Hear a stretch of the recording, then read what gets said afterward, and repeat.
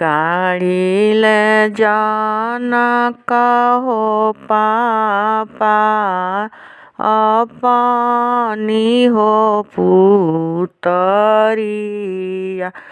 काढ़िले राजा जनक हो पापा अपनी हो पुतरिया।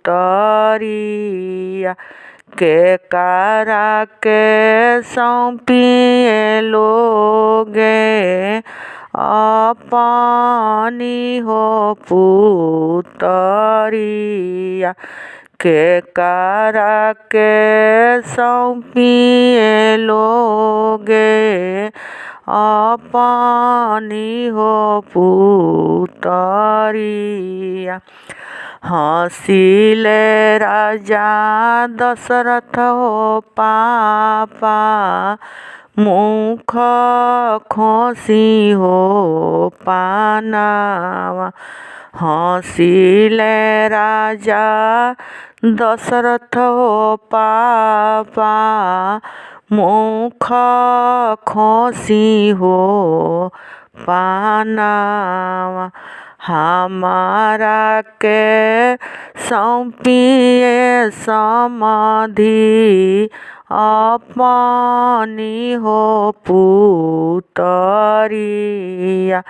हमारा के सौंपिए समाधि अपनी हो पुतरिया। काढ़ेले कौन हो भैया अपनी हो बहिनिया। काढ़ेले कौन हो भैया अपनी हो बहिनिया।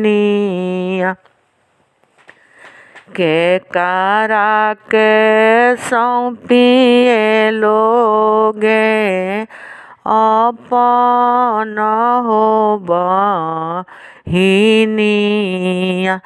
के कारा के सौंपिए लोगे अपनी हो बहिनिया।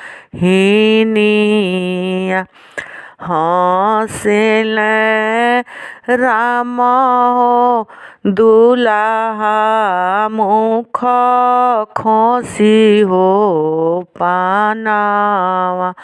हँसिले राम हो दुलाहा मुख खोसी हो पानावा। हमारा के सौंपिए सरऊ अपन हो बहिनिया। हमारा के सौंपिए सरऊ अपन हो बहिनिया।